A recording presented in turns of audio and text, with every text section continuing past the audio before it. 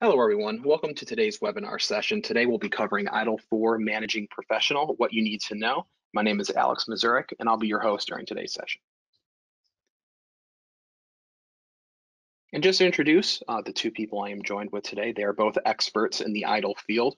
First off is Mark Smalley of Smalley IT. He is a lead editor of ITIL4 and High Velocity IT. Also joined by Claudine Koers. She's a principal consultant at Quint Group and also an ITIL4 developer. We're very lucky to have them with us and share their knowledge with us today. Now, just to cover today's agenda, first we'll be giving you an overview of the ITIL4 modules and their related courses. Then we'll be going over for who these courses would be most interesting. We'll be sharing the benefits of the ITIL4 Managing Professional courses. Why now, especially with things like COVID going on? Why now? Why ITIL? Why ITIL4? And why it may be important to use. And last off, we'll be addressing some questions at the end. And now for those of you who may be new to the ITIL4 scheme, this is the scheme up here on the screen. We'll be covering the middle portion there on the left, which is the ITIL4 Managing Professional, and those four modules, the ones listed as ITIL Specialist and ITIL Strategist there on the end on the left middle side.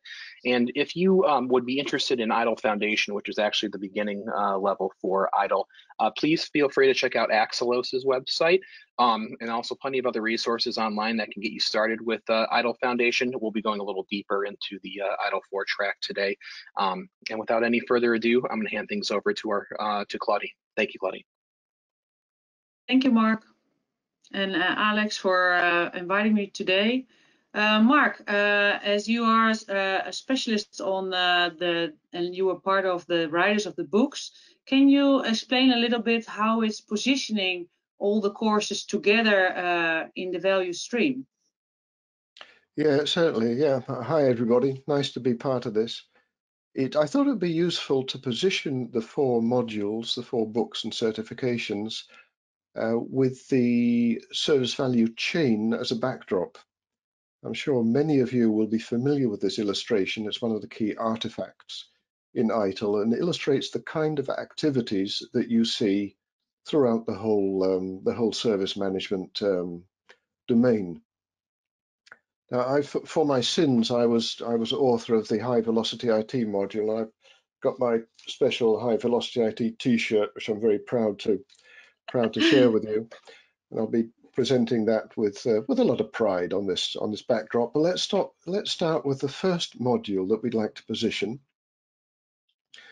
That's the Create, Deliver and Support module, which is really in the you could say in the engine room of ITIL. It's about the most operational activities, getting the stuff done, planning and building the value streams, which is a very important concept that we'll comment on later during this session, and how the 34 management practices are actually applied when we're delivering service. What's that? Yeah, well, it sounds like a lot, but it's they're pretty neatly organized. I think we'll probably comment on the practices as well, because they're key concepts along with the principles. Right, next module up is rather than being focused on the core, on the engine room of ITIL, of service management, Drive Stakeholder Value goes through all of the activities and follows what we refer to as the customer journey. So how customers experience service management, and it's got two main focuses or foci: to foster stakeholder relationships, their engagement between service provider, service consumer, and to focus on co-creating value. And you'll see that across all of the service value chain activities. Next one up is DPI, Drive. What's it called? Plan and improve. Direct. Right. Alex, just flip back about 30 seconds. Well, Claudine, could you just get rid of it and get it up again? Okay. Next one up is direct, plan and improve, which is more at a managerial level. It's really about two things. It's about managing and governing all service management activities. And secondly, about managing improvement and particularly the organizational change part of it. And then finally, we come to my baby, high velocity IT, which similar to drive stakeholder value goes through all of the activities in the service value chain, but approaching them from a more high velocity perspective. In other words, from the perspective of an organization, is that an organization that is highly digitally enabled, as opposed to regular organizations that also depend on IT, but not to a strategic degree. That's the key difference with high velocity IT. I thought it would also be useful, before we dive into the 4 modules individually, just to do a quick refresh of ITIL4, looking at the 3 major artifacts. And they're all circled around the concept of the service value stream, which is an extremely important concept, because that's the set of observable activities that translate opportunity or demand on the left-hand side to outputs like products and services, and to outcomes which represent the value that you get out of your investment in service management. The service value stream is where resources interact with each other. And in ITIL4, we've used the concept of the 4 dimensions of service management to represent the kind of resources. You can see organizations, people, information and technology, partners and suppliers in particular.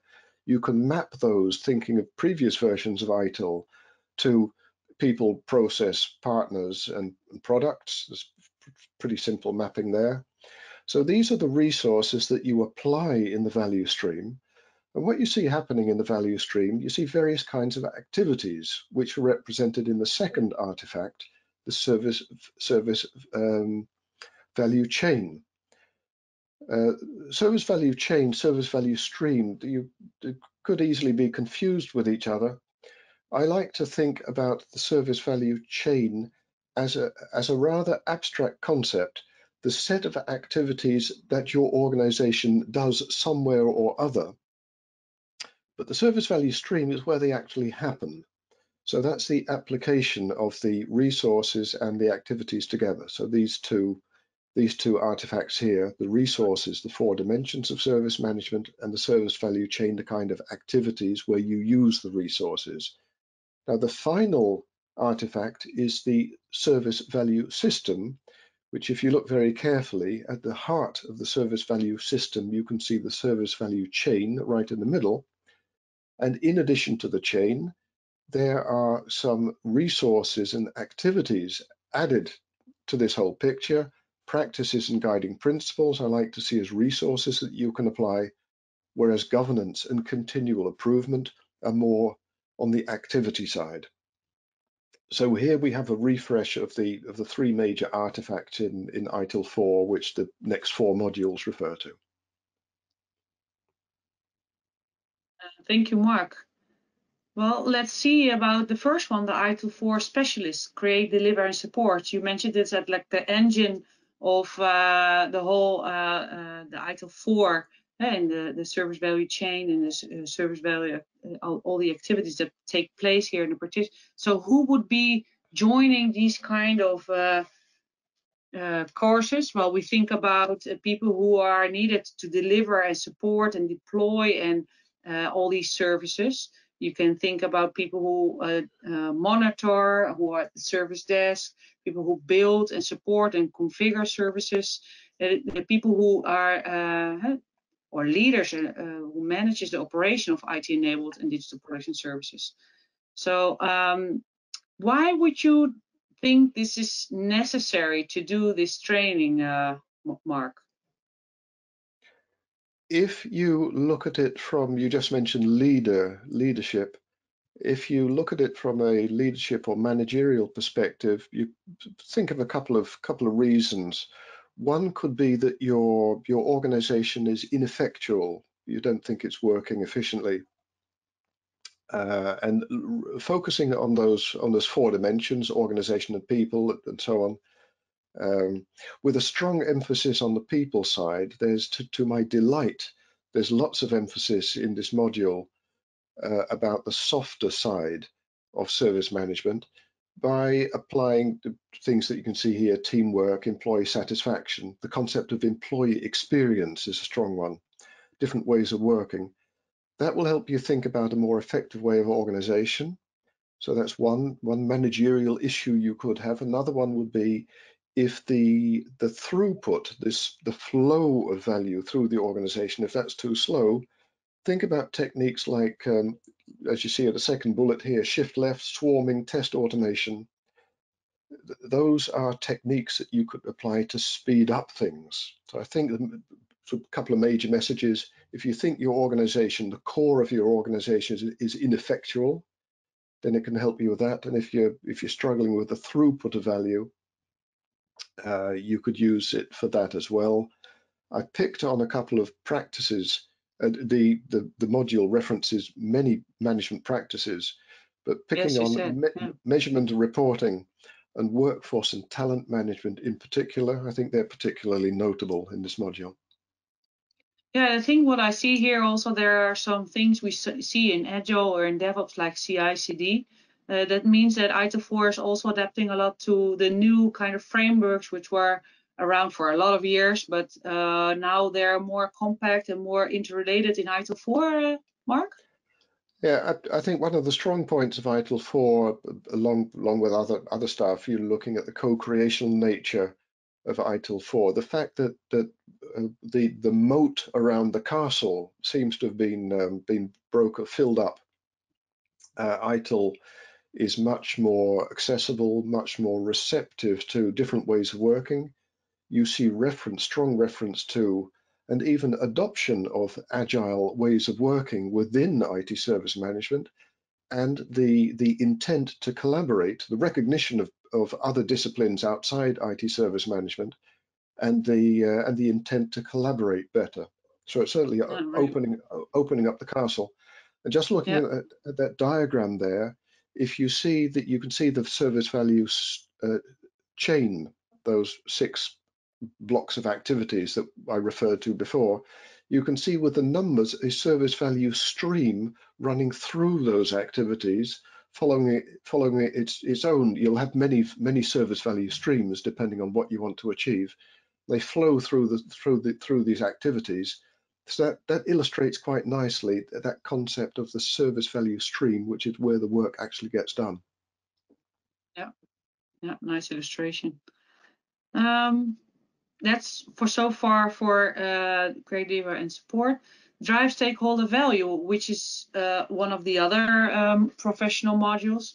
It's more for who is responsible for managing and interfacing with stakeholders or people who foster relationship to achieve value realization. So what you see is people who are in a relationship management position, or previous or still a service level management position, or account management position. It shows you the essential skills need to design customer journey and experience. So these are things that today are very important. Why would you think this course would be important nowadays, Mark? Very much about the concept of co-creation of value. So that the application of resources by both service provider and service consumer for mutual benefit. It's just like ITIL4 in general is value driven. This focuses your attention to the interface with the customer. We call it the customer journey in ITIL. Of course, that's not an ITIL term, but a generic term to reference the touch points where the customer or the user engages with the service management community. And these 7 stepping stones here: explore, engage, offer, agree, onboard, co-create, and realize, and not necessarily a sequence, because sometimes they happen in parallel or you go back and forth, but they give you an idea of the stage that a customer is in.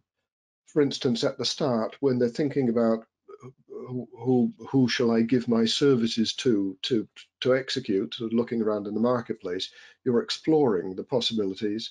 Then you engage with a provider. Then there's more or less in parallel that there's offer and agree that go hand in hand. Then you onboard the service, and possibly you offboard a previous service.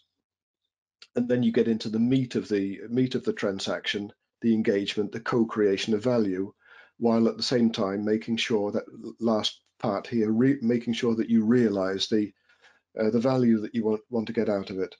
And that I think this is becoming one of my favorite books in ITIL4, Drive Stakeholder Value. It's an extremely strong concept, that customer journey, and applying stuff like you can see mentioned here, the concepts of complexity theory, promise theory, experience level agreements, which is a particular interest of mine at the moment. Glad to see that ITIL is applying modern stuff as well as the proven practices that we've applied in the past. And that means that now it's also they discuss how do you measure value, right? How do you measure the satisfaction of your customer, not only by the availability of systems or the security attacks, but more behind that level, right? Yeah, it's certainly, if you pick on XLA, the experience level agreements, it's talking more about the end-to-end service experience, and explicitly referencing the emotional value that people get out of an interaction. You can do exactly what you promised to do, come up with the agreed service output, but how somebody feels about it is extremely relevant. And we in IT and other technological areas tend to ignore people. And this is an encouragement to think about how people think about themselves, the emotional value, social value, how other people think about them. That's relevant as well. And environmental. Yeah, and stuff like empathy, like having affective empathy, tuning into people's feelings, and cognitive empathy, where you're trying to anticipate the kind of information that people need to get their jobs done. So those concepts of affective empathy, cognitive empathy, I think we need to invest a lot more in that to humanize IT much more. Let's look at the third one, direct, plan, and improve. This is more of professionals and leaders who direct and shape a strategy or develop continuous improvement for teams and services. Teaches skills to how do you plan your work, how do you improve, and how do you manage organizational change. Professionals who I've seen taking this course are people who are in the governance, risk and compliance act, or are more in the managerial aspects, or people who are planning services or portfolio boards. It's very interesting to see how you can plan and prevent for major outages, or how do you adapt to changing demands of your customer and environments. Why would you think this would be a nice course to take now, Mark? The course addresses two main areas that need attention. One is talking about management and governance. It's always a difficult discussion. Where does governance stop and management begin? But it's all in the same area of having some kind of control of the organization, and that still seems to be something that people struggle with, particularly when you're trying to govern the value that you want to get out of this investment. And there's been some very good thinking in the development of DPI on governance, and that illustration here is called an objectives cascade, and it might remind you, people who know COBIT know the goals cascade. It's very similar to that concept. It's a bit simpler, instead of more layers. We restricted it to 4 layers: the mission or purpose of an organization or part of an organization, the objectives they have the indicators and the actual metrics that you measure to discover whether you're meeting the indicators. And you can see here with this cascade that the lower organizations department's purpose corresponds with the objective of the higher part. So this sort of cascades down. That's a pretty powerful concept when it comes to governance and management. Strong part, just as with the previous modules, is a strong focus on people and culture, recognizing cultural belief systems, values, again, humanizing IT. And the other main area alongside management and governance is on organizational change. So when you actually need to improve the organization, then look at DPI to give you guidance how to do that.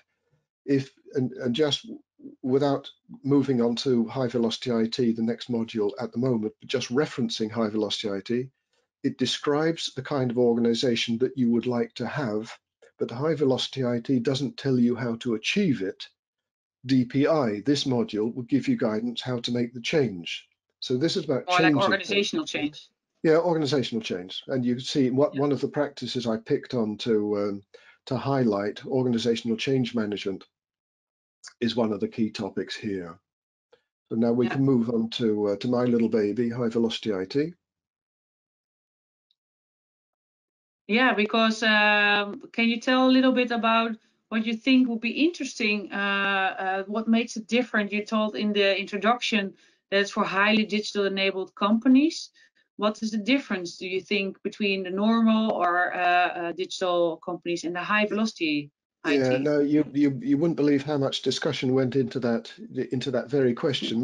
People say, when is this applicable and when is it not applicable?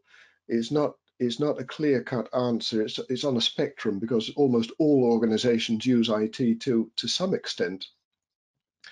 The key thing I like to highlight with high velocity IT is to say that it's for organizations that are more on the higher end. So you could probably say higher velocity than high velocity. It's not an absolute state, it's a relative state. And it's where people use digital technology to do things significantly differently, so changing their operating model, or do significantly different things, using IT to do different, produce different products or services. So, and that would mean that they're changing their business model. So I think when you're changing your operating model or your business model by using technology, that's the kind of discussion that you'll have at board level. And with a bit of reverse engineering, if the board is talking about IT, then it is of strategic importance. So it's about the kind of organizations that regard IT as more of a strategic instrument than an operational one. I think that's sort of just justifying its existence. Okay. So you put a nice picture here, and you choose as a central point the key behavior patterns. Can you explain why is this one of the most important things that result from the high velocity? Well, it's not going to solve any problems, but I think looking at these, I like to call them aspirational behaviors. If you look, for instance, on the right-hand side of that diagram, you can see help get customers done. It's something I think that that service management practitioners, I think if this aspires to you as a service management practitioner, you want to help get customers' jobs done. You want to trust and be trusted. So you want to work in a psychologically safe environment. You want to continually raise the bar, continually raise the standards of your work. You recognize that you're working in complex systems where things are inherently unpredictable, where you have emergent behavior. That's about accepting ambiguity and complexity. If this is the kind of stuff that appeals to you, then I think there's a likelihood that you'll get value out of high velocity IT, because I wrote it. Well, I spoke with about 50 people in writing this book. I engaged more than 20 to actually write something. So it was very much an emergent writing process. And we wrote the book with these kind of aspirations in mind. And one, just to finish off this part, one of the key concepts which I think is really useful is these 5 objectives that you could think about to identify where your weakest link is in the organization. Just running through them very quickly. Are you making the right investments in digital and IT? So are you doing the right things? Are you developing stuff quickly enough? Are the systems and services you've developed operationally resilient? The 4th one is very interesting because it references that overarching concept in ITIL4, co-creation of value. Are the users actually using the system well and getting value out of it? You can do the best job that you can do, but if the users aren't using it well, if they're misinterpreting the information in the system, then you're not getting any value out of it. Not that you have that under control as a service provider, but that's that dance you're doing. It takes 2 to tango, and recognizing co-creation, you're in this together. So that's a strong focus. And the final one is all of the above have to conform to whatever governance, risk, and compliancy requirements are apply in your organization. So I think these 5 objectives, I'm really keen on this. You see it reflected throughout the whole book, trying to focus on what's the problem. Is your problem operational resilience? Then look at these techniques. Is your problem co-creation of value with the users? Look at these techniques. That was one of the things I was most pleased with in high velocity IT. Yeah. Okay, thank you very much. I think we are ending now with the part where we see if there are any questions. Alex, can you see if there are any questions during the presentation that we can answer?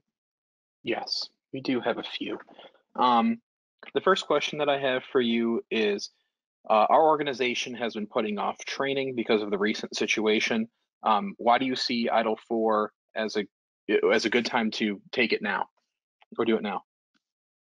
Of course, what we see in the market now that people are and companies are choosing now how to spend their money and to choose wisely whether to invest in training and whether to.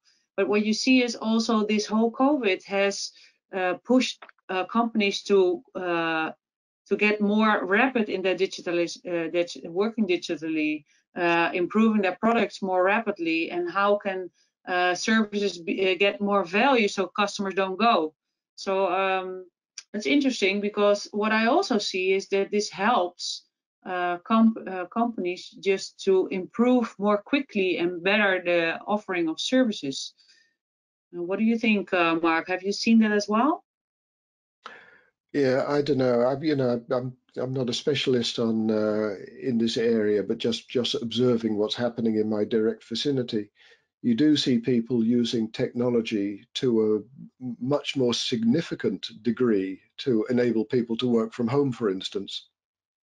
So although that is operational, it could also be strategic in the sense that it helps you survive this period and whatever new normal looks like. It's sort of seems likely that that technology will play a stronger part.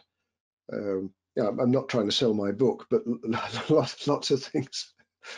Lots of things will. I think technology is becoming increasingly significant. So it's certainly worth thinking whether you're doing it well enough. Thanks for the answers, both of you.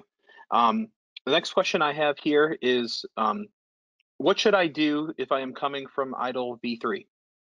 I actually have this up in front of me, so I can answer this one. For those of you who are V3 certified, you must have 17 credits from the ITIL V3 scheme, in which you can then take the ITIL4 Managing Professional Transition Exam. And with the achievement of those 17 credits from the V3 scheme and a successful taking of this exam, you will become an ITIL4 Managing Professional. And if you happen to be a trainer, it looks like that exam is free until the end of this year. So you can reach out to Exelos PeopleCert for that. Now moving on to the next question for you guys, which is, can you clarify the definition of a service value stream?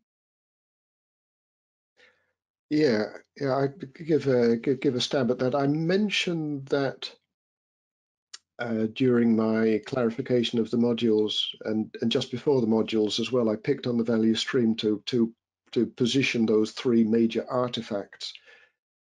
And I've recognized the question. I've had it several times. Certainly people who are used to work in the traditional way of organizing IT in silos, not really familiar with that, just doing their own stuff, but not really aware of what's going on next door. That concept of the service value stream seems quite alien. It takes a bit of getting used to, but I think it's one of the most powerful things in ITIL4, alongside stuff like that co-creation of value, which we've mentioned previously. Just to repeat it for the sense of clarity, the difference between the service value chain is that the chain is just the summary of the kind of activities that you do. The service value stream is something you can observe. You can see people working. You can see me passing work on to Claudine this way. She'll do something. She'll pass it on to Alex. So you can see people, departments, even different organizations passing work onto each other. It's the flow of work through all of the various, you could say, workstations. And that concept of the service value stream is really key to realize that that's where the work gets done. That's where the practices are applied, those 34 management practices, the resources. That's where the practices and resources are applied, where they interact, and where value gets co-created. All right. Thanks for the answer, Mark. Next question I have here is, our organization is already an ITIL shop over the last few years getting our people trained. Why would we want to get them to ITIL4? Oh, that's a good question. I've heard that a lot. We already have ITIL. Why would we go to the next phase?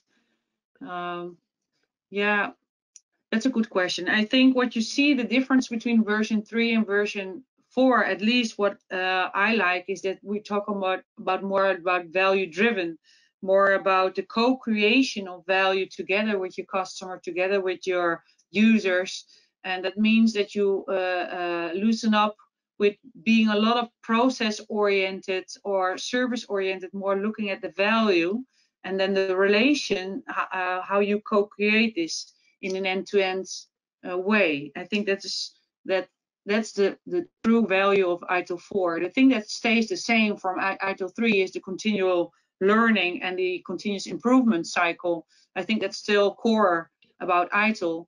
Only the focus more on value, which also connects more like the agile and Scrum and DevOps and Safe and Cobra things that also focus more on value creation and take the real discussion about how do we create more value for our customers. Yeah, I take it back just one step. I'd say, so what's the problem in your organization? What are you struggling with? And just referring back to those five objectives I had, do you think you're making the right investments? One question to ask yourself. Are you doing things quickly enough? Are the systems operationally resilient? Do you think that your users are using the systems and the information they get out of the systems effectively? Can you assure that you're complying with GRC requirements? They're 5 pretty basic questions. If you've tackled all of those, what's the problem? But if you're struggling at trying to identify your weakest link, you should always be working on your weakest link. Anything else is futile. So identify your weakest link. And if it's for instance operational resilience, you can apply techniques such as swarming, which you'll find covered in I think it's both in my book and in CDS, but more in CDS, as examples of not that ITIL is trying to dictate, trying to prescribe how to do things, but giving you examples of these are the kind of things that you could consider to solve your problem. with the your in your problem underscored. It's not my problem. It's you've got a problem, organization. The person who asking this question, they've got a problem. And it's a nice excuse to quote one of my favorite quotes from Teiichi Ono, the father behind the Toyota production system, which was the precursor of Lean.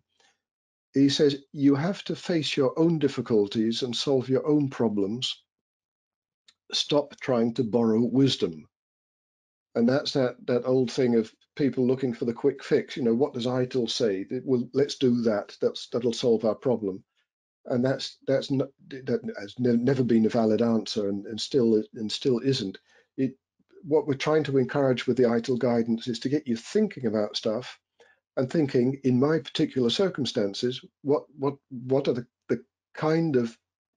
which components in ITIL4, not all of them, please don't apply all of them at once. Pick on the kind of things that you think will help you, pick and mix, and combine it with other frameworks, other bodies of knowledge as well. Got it. Thanks for the great insights, Mark, Claudine, on that. In the interest of time, I'm going to wrap things up for today with this webinar. I just want to leave everyone, thank you again for joining us today. I hope you're safe and healthy, and enjoy the rest of your day. Thank you all for joining. Mark, Claudine, thanks again for sharing your knowledge with us today. Thanks again. Great pleasure. Thank you.